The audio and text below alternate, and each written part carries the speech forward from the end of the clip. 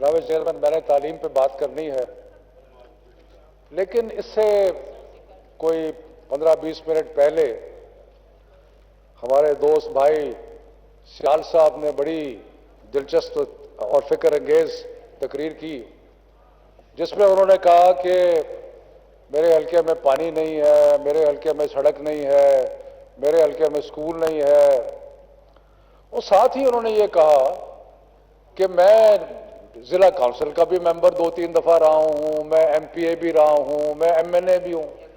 تو مجھے یہ خیال آیا کہ آپ اس حلقے سے اتنی دیر عوام کی نمائندگی کرتے رہے ہیں، تو کتنی افسوس کی بات ہے کہ آپ کے ہوتے ہوئے نہ پینے کو پانی ہے، آپ کے ہوتے ہوئے نہ اسکول ہے۔ تو مجھے کچھ سمجھ نہیں آئی، باتیں ویسے انہوں نے بڑی دلچسپ کی، لیکن ان کی جو کارکردگی ہے اتنے سالوں کی، اس کی مجھے کوئی خاص سمجھ نہیں آئی۔ اسپیکر صاحب، بہت ساری دھواں دار تقریریں ہوئی ہیں، سیاسی تقریریں ہوئی ہیں، لیکن میں ضروری سمجھتا ہوں کہ میں تعلیمی معاملات کے اوپر تھوڑی سی آپ سے گفتگو کروں۔ ایک بار بار یہ کہا گیا کہ موجودہ حکومت جو ہے اس نے تعلیم کی طرف توجہ نہیں دی اور تعلیم کے لیے کچھ نہیں کیا، تو میں کچھ چند حقائق اس سلسلے میں بیان کرنا چاہتا ہوں۔ مثلا وزارت تعلیم لے لیں وفاق کی، جس وقت ہم نے ان کا جو آخری سال حکومت کا تھا، انہوں نے وزارت تعلیم پہ 4.7 ارب روپیہ خرچ کیا۔ اس سال وزارت تعلیم 28 ارب روپیہ خرچ کر رہی ہے،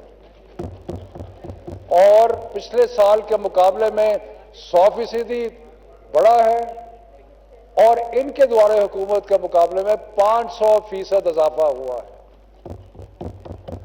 خاص طور پہ ہمارے جو دوست اسلام آباد کے ہیں ان کے لیے میں عرض کرنا چاہتا ہوں کہ تقریباً 15 ارب روپیہ جو ہے وہ اسلام آباد پہ خرچ ہوا ہے، اور 95% یوٹیلائز ہو چکا ہے، اور اگلے سال 7 ارب روپیہ مختص کیا گیا ہے اسلام آباد کے اسکولوں کے لیے۔ ہائر ایجوکیشن کمیشن کی بڑی باتیں ہوئی، یونیورسٹیز کا یہ حال ہے، یونیورسٹیز کا برا حال ہے، کچھ کرتی نہیں، حکومت نے کچھ نہیں کیا۔ پی ایم ایل این کے دور میں آخری سال 80 ارب روپیہ مجموعی طور پہ یونیورسٹیز کے لیے مختص کیا گیا۔ ہمارے دور حکومت میں اس بجٹ کے اندر 124 ارب روپیہ جو ہے وہ ہائر ایجوکیشن کمیشن کے لیے رکھا گیا، اور جو ریکرنگ گرانٹ ہے جس کے روزمرہ کے اخراجات چلتے ہیں، اس کو 64 ارب سے بڑھا کے 81 ارب تک لے جایا گیا، اور ڈیولپمنٹ سائٹ پہ جو ان کا آخری دور حکومت تھا اس میں 18 ارب روپیہ ڈیولپمنٹ پہ خرچ کیا گیا۔ ہم اس سال انشاءاللہ 42.5 ارب جو ہے یونیورسٹیز کی ڈیولپمنٹ پہ خرچ کریں گے، جو کہ 125% انکریز ہے۔ اس کے علاوہ جب ہم نے ٹیک اوور کیا، سارے پاکستان میں 177 یونیورسٹیز تھی اور ڈگری ایوارڈنگ انسٹیٹیوشنز تھے۔ آج جناب چیئرمین 230 ڈگری ایوارڈنگ اور یونیورسٹیز اور اتنے انسٹیٹیوشنز موجود ہیں۔ اسٹوڈنٹ انرولمنٹ میں 45% اضافہ ہوا ہے ہائر ایجوکیشن کے اندر۔ 35% اسٹوڈنٹس جو ہے ان کو فائنینشیل اسسٹنس دی جا رہی ہے۔ یہ میں اسٹیٹسٹکس اس لیے دے رہا ہوں کہ یہ بار بار کہا جا رہا ہے جی تعلیم کے لیے کچھ نہیں ہوا، تو میں آپ کو بتا رہا ہوں کہ تعلیم کے لیے کیا ہوا۔ ابرزہ صاحبہ، آپ کو بتا رہا ہوں کہ تعلیم کے لیے، محترمہ آپ کو بتا رہا ہوں کہ تعلیم کے لیے کیا کیا۔ اس کے بعد جو پی ایچ ڈی فیکلٹی ہے اس میں 70% تقریباً اضافہ ہوا، اور اس کے علاوہ میں I can go on and on, اتنا کچھ جو ہے، اتنی چیزوں میں اضافہ ہوا ہے۔ پی ایچ ڈیز بڑھ گئے ہیں، ٹریننگ جو پرووائڈ کی جا رہی ہے وہ بڑھ گئی ہے، اور اوورسیز اسکالرشپس میں 400% اضافہ ہوا ہے، اور جو انڈیجنس اسکالرشپس ہیں وہ بھی بڑھ گئی ہیں۔ تو بے شمار ایسی چیزیں ہیں، لیکن میں کچھ اور چیزیں ہیں جن پہ میں آج بات کرنی جو ہے وہ ضروری سمجھتا ہوں۔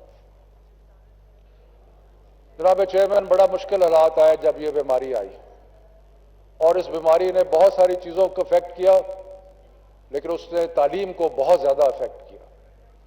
تعلیم کو اس لیے افیکٹ کیا کہ بیماری کے جب حالات خراب ہوئے تو سب سے زیادہ بار بار یہ فیصلہ کیا گیا کہ اسکول جو ہے اور تعلیمی ادارے جو ہیں وہ بند کر دیے جائیں۔ تو میں آپ کو یہ بتانا چاہتا ہوں کہ ہم نے مل کے، اور خاص طور پہ اس چیز کو میں ایمفسائز کرنا چاہتا ہوں کہ چاروں صوبوں نے اور آزاد کشمیر اور گلگت بلتستان نے، ہم نے سب نے مل کے فیڈرل گورنمنٹ کی، فیڈرل منسٹری کی انیشیٹو پر ہم نے جو بین الصوبائی وزرائے تعلیم کی جو کانفرنس تھی اس کو ہم نے فعال کیا، اور فعال کرنے کے بعد جتنے بھی فیصلے تھے اسکول بند کرنے کے، اسکول کھولنے کے، اور ایگزامز کے اور باقی چیزوں کے فیصلے جو تھے وہ ہم نے مشترکہ مل جل کے کیے۔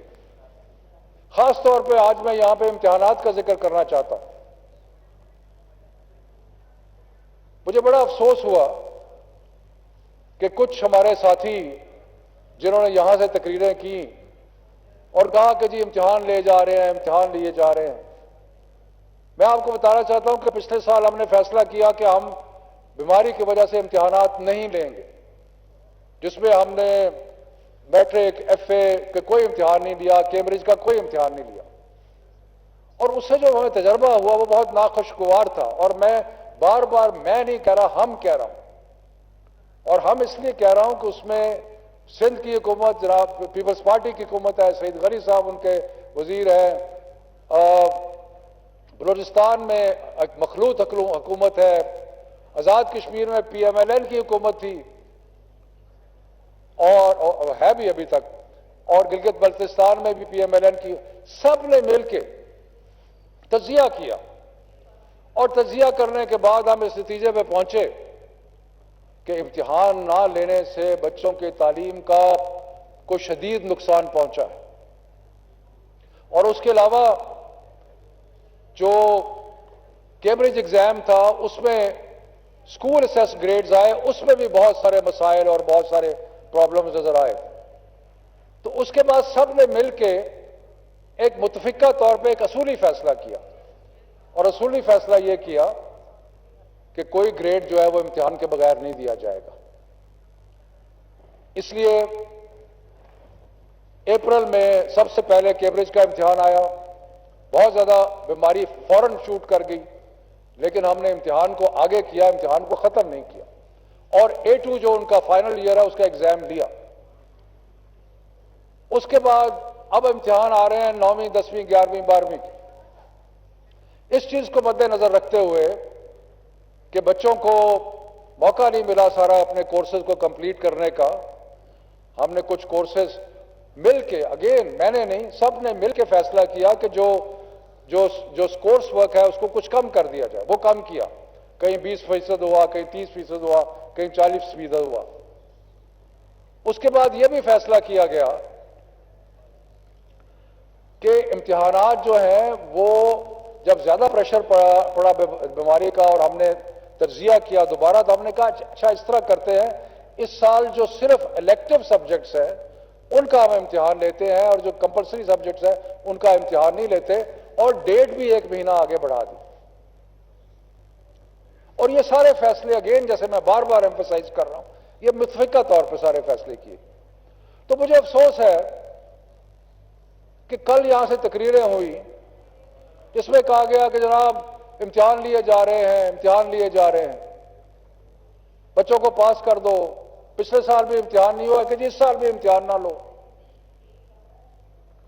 اور مجھے تو یہ بھی حیرانی ہوئی کہ ہمارے ایک دوست جنہوں نے بات کی وہ اپنی پارٹی سے ہی پوچھ لیتے، اپنی حکومت سے پوچھ لیتے کہ بھی ہم نے کیا مشترکہ طور پہ فیصلہ کیا۔ اس سے کنفیوژن پیدا ہوتی ہے، کیونکہ کچھ لوگ ایسے ہیں جو چاہتے ہیں کہ امتحان نہ ہو، اور وہ ایک ایجیٹیشن کا ماحول اور باقی چیزیں اور یہ وہ، تو اس سے کنفیوژن پیدا ہو جاتی کہ شاید پتہ نہیں کیا۔ تو میں یہاں پہ فلور آف دی ہاؤس سے ایک 2 ٹوک اعلان کرنا چاہتا ہوں کہ جو ہم نے فیصلے کیے ہیں، ہر صورت امتحان 10 جولائی کے بعد ہوں گے، ہر صورت۔ اور میں بچوں سے کہتا ہوں، اور میجورٹی آف بچے پڑھ رہے ہیں، تیاری کر رہے ہیں، میں ان کو کہتا ہوں کہ تیاری اپنی جاری رکھیں، کیونکہ یہ متفقہ پاکستان کی ساری اکائیوں کا اور صوبوں کا متفقہ فیصلہ ہے کہ ہم نے کورس بھی ریڈیوس کر دیا ہے، باقی چیزیں بھی کم کر دی ہیں، ٹائم بھی بڑھا دیا ہے، الیکٹو سبجیکٹ صرف کر دیے ہیں، لیکن ان کا امتحان ہر صورت ہوگا۔ ہم نے اور بھی آسانیاں پیدا کی ہیں، وقت کم ہے اس لیے میں اس کی تفصیل میں نہیں جانا چاہتا، لیکن میں یہ اشور کرتا ہوں کہ ہم نے Pakistan medical council, engineering council, باقی لوگوں سے بات چیت کر کے ہم نے یہ بھی انشور کیا ہے کہ بچوں کا حتی الامکان کوشش کی ہے کہ بچوں کا سال ضائع نہ ہو، جن کا امتحان لے رہا ہے ان کی بھی ایڈمیشن کا بندوبست کیا ہے، جو اکتوبر نومبر میں ایگزام کیمبرج کا ہونا ہے اس کے ہی ایڈمیشنز کا میڈیکل کالجز میں اور انجینئرنگ کالجز میں، یونیورسٹیز میں اس کا بھی بندوبست کیا۔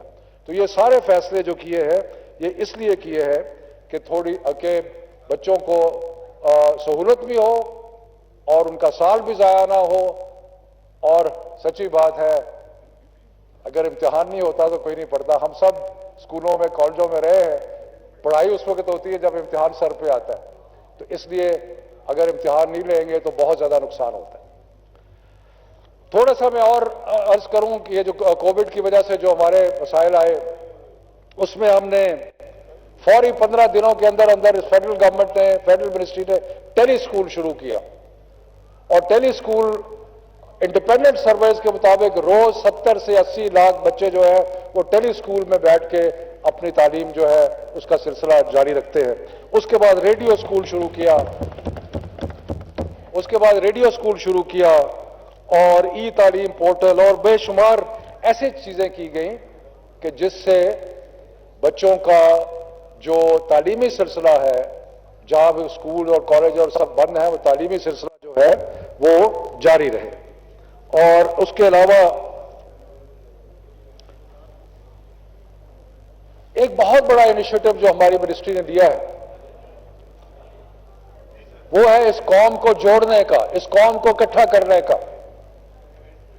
ہماری قوم کے بہت سارے جو مسائل ہیں اس میں سے ایک مسئلہ یہ ہے کہ نصاب کی وجہ سے بھی ہم بکھرے ہوئے ہیں، تعلیمی نظام کی وجہ سے بھی ہم بکھرے ہوئے ہیں۔ ہمارا تعلیمی نظام ایسا ہے کہ جو امیر کے لیے اور ہے، غریب کے لیے اور ہے، اس میں بے شمار تفاوت ہے۔ اور تعلیم کیا کرتی ہے، اور نصاب مختلف ہے، ڈگریز مختلف ہے۔ تعلیم کیا کرتی ہے؟ تعلیم آپ کو دنیا دیکھنے کا ایک طریقہ سکھاتی ہے، اور اگر ایک ہی فنامنا جو ہے اس کو لوگ آپ مختلف زاویوں سے دیکھ رہے ہوں گے تو اس سے معاشرے میں انتشار پیدا ہوتا ہے، اور پھر اس کے بارے میں تو کوئی دو رائے نہیں ہے کہ ایک مخصوص طبقے کو اس تعلیمی نظام میں فائدہ ہے، وہ آگے بڑھتے ہیں، اور جو بیچارہ کسی مدرسے میں ہے یا کسی اردو میڈیم اسکول کسی گاؤں میں ہے اس کو آگے بڑھنے کا موقع نہیں ملتا، یا ملتا ہے تو بڑی زیادہ محنت اور تگ و دو کرنی پڑتی۔ اس لیے ہم نے، ہمارے مینیفیسٹو میں تھا، عمران خان صاحب بہت دیر سے اس بات کا اعادہ کر رہے تھے، ہم نے کہا ہم ایک یکساں تعلیمی نصاب بنائیں گے۔ ہر چیز برابر نہیں ہو سکتی، لیکن ہم نصاب جو ہے اس کو ایک سطح پہ لائیں گے، جو بچوں کے لیے کریکلم ہے یا ان کے جو بچوں کے جو لرننگ یعنی کہ ان کے جو سیکھنے کے معیار ہیں ان کو ہم سب کے لیے برابر کریں گے، اور وہ کیا ہم۔ لیکن اور انشاءاللہ تعالی میں آپ کو سب کو یہ عرض کر رہا ہوں کہ انشاءاللہ تعالی اگست میں جب اگلا اکیڈیمک ایئر شروع ہوگا تو یہ نصاب جو ہے وہ نافذ ہوگا، اور یہ نصاب صرف سرکاری اسکولوں کے لیے نہیں ہوگا، یہ ہر قسم کے اسکولوں کے لیے ہوگا، یہ مدارس کے لیے ہوگا، یہ سرکاری اسکولوں کے لیے ہوگا، یہ پرائیویٹ اسکولوں کے لیے ہوگا، سب کے لیے ہوگا۔ لیکن جب آپ اتنا بڑا فیصلہ کرتے ہیں اور یہ مختلف صوبوں نے اڈاپٹ کر لیا ہے، ہمارے سندھ میں ابھی تک اڈاپٹ نہیں ہوا، لیکن ہم وہاں بھی کوشش کر رہے ہیں کہ وہاں بھی اڈاپٹ ہو جائے. لیکن جب ہم نے کیا تو ایک ریئیکشن آنا شروع ہوا. روز اخباروں میں کچھ لوگ جو ہے، خاص مخصوص طبقہ جو ہے، عجیب عجیب قسم کی افواہیں پھیلا رہا ہے، اور بے بنیاد افواہیں. ایک افواہ یہ پھیلائی گئی اور اس میں آرٹیکل تھوک دیے گئے کہ جی بایولوجی کی کتابوں میں نئے نصاب میں جو ڈائیگرامز ہوتے ہیں جو بایولوجی میں ہیومن بایولوجی سکھانے کے لیے، کہ جی ان میں تصویروں کو کپڑے پہنا دیے جائیں گے. اب وہ اس پہ بڑا ایک مذاق بنا، ٹھٹھے لگے کہ جی بایولوجی کتابوں میں جہاں آپ بچے کو ہیومن باڈی اور باقی چیزیں سکھا رہے ہیں وہاں پہ آپ کپڑے پہنا. سراسر جھوٹ. ابھی تک تو یکساں تعلیمی نصاب تو کلاس 1 سے کلاس 5 تک ہے. ابھی تو بایولوجی کلاس 9 اور 10 میں آتی ہے. انہوں نے کہا جی ایک علماء بورڈ ہے، اس نے کہا ہے کہ جی کپڑے پہنا دو. بالکل اس کے اندر کوئی حقیقت نہیں ہے، بالکل کوئی حقیقت نہیں. اور ایک علماء بورڈ پنجاب میں بنا ہے، لیکن وہ صرف جو ہماری اسلامی نصاب ہے اس کے مطابق اس کے لیے بنا ہے. اور میں نے پنجاب حکومت کو خاص طور پر میں نے کہا جی کہ ایسی کوئی بات ہی نہیں ہے. لیکن اچھی اخباروں میں پورے آرٹیکل لکھے جا رہے ہیں جس کے بارے میں کم از کم کو تھوڑا چیک تو کر لیں، کسی سے پوچھ تو لیں کہ حقیقت کیا ہے. پوچھا ہی نہیں. اس کے بعد آگے بڑھیں. ایک صاحب نے اتنا بڑا آرٹیکل لکھا جی کیونکہ قرآن شریف کی تعلیم جو ہے وہ لازمی ہے. اور لازمی کیوں ہے؟ اس لیے کہ ایک تو پاکستان کا ہر والد جو مسلمان ہیں وہ چاہتے ہیں کہ ان کے بچے جو ہیں وہ قرآن شریف پڑھیں. لیکن 2017 میں ایک ایکٹ بنا اس پارلیمنٹ کا جس نے یہ کہا کہ سارے بچوں کو قرآن شریف پڑھایا جائے گا. انہوں نے ساتھ اس میں اضافہ کر دیا، او جی مدارس سے قاریوں کو لا کے ہر سکول میں، پرائیویٹ سکولوں میں بھرتی کرا دیا جائے گا. اور اس سے بڑا کہ جی پتہ نہیں ہمارا کلچر تباہ ہو جائے گا. پہلی تو بات یہ کہ ہم نے تو نہیں کسی کو کہا کہ آپ نے، ہم تو یہ کہتے ہیں کہ نصاب یہ کہتا ہے کہ قرآن شریف کی تعلیم ہوگی. اس قرآن شریف کی تعلیم جو اساتذہ موجود ہیں وہ بھی دے سکتے ہیں. اسکول کا اپنا جو بھی وہ چاہیں، جس کو چاہے اس کو بھرتی کر سکتے. ہم نے تو نہیں کہا کہ اس کو بھرتی کرے اس کو بھرتی کرے. لیکن ایک یہ سلسلہ شروع کر دیا. پھر کہا جی مائنورٹیز کے خلاف ہے ہمارا نصاب. مائنورٹیز کے خلاف پہلی دفعہ پاکستان کی تاریخ میں پہلی دفعہ ایک ایسا نصاب بنا ہے جو کہ مسلمانوں کے لیے تو اسلامیات ہے ہی ہے، لیکن ایک سیپریٹ نصاب بنا ہے کرسچنز کے لیے، سیپریٹ نصاب بنا ہے ہندوز کے لیے، سیپریٹ نصاب بنا ہے سکھس کے لیے، سیپریٹ نصاب بنا ہے بھائی کے لیے، سیپریٹ نصاب بنا ہے کلاش کے لیے. اور ہر جگہ ہم نے اس چیز کو ایک بھائی چارہ بردرہڈ اس قسم کی تعلیم جو ہے اس کا حصہ بنایا. لیکن وہ بھی ایک سلسلہ جو ہے وہ چل رہا ہے. تو میں صرف اس لیے عرض کرنا چاہ رہا تھا، اور اس پہ میں تھوڑا سا جو میں نے وقت دیا، کہ عوام کو پتہ ہونا چاہیے کہ یہ جو یکساں تعلیمی نصاب ہے یہ ایک انقلابی قدم ہے. میں یہ نہیں کہتا کہ پرفیکٹ ہے، بالکل اس میں تبدیلی کی گنجائش ہے. اس میں نصاب کبھی بھی ساکت اور جامد نہیں ہوتا. نالج جو ہے وہ بڑھتی رہتی ہے، باقی چیزیں تو آپ اس کو ساتھ ساتھ ریوائز بھی کرتے رہتے ہیں. ابھی ہم 6, 7, 8 کا بنا رہے ہیں، پھر ہم 9, 10, 11, 12 کا بنائیں گے. اور اس طریقے سے انشاءاللہ تعالی سارے پاکستان میں ایک یکساں نصاب ہوگا. اور جو ہمارے بھائی سندھ میں یا بہنیں ان کو ہم کنونس کرنے کی کوشش کریں گے کہ سندھ بھی اس کو اڈاپٹ کریں. اگر سارا پاکستان اڈاپٹ کر رہا ہے تو آپ بھی اڈاپٹ کریں اس کو. اس کے بعد 2-3 چیزیں اور میں آپ کی خدمت میں عرض کرنا چاہتا ہوں. پہلی دفعہ جو مدارس ہیں ان کی تعلیم کا معیار بہتر کرنے کے لیے ایک directorate general of religious education جو ہے وہ وزارت تعلیم میں بنائی گئی ہے. اس کے 16 دفاتر بنائے گئے، اور ان 16 دفاتر میں، اور اس کا مقصد کیا ہے؟ اس کا مقصد یہ ہے کہ ہم ہر طریقے سے مدارس کی مدد کریں، اساتذہ ان کو دیں، تاکہ ان کی تعلیم کا معیار جہاں کم ہے وہاں پہ اچھا ہو۔ اس کے لیے ہم مدارس کو رجسٹر کر رہے ہیں، 5000 سے زیادہ مدرسے رجسٹر ہو چکے ہیں اور باقیوں کا رجسٹریشن کا عمل جو ہے وہ جاری۔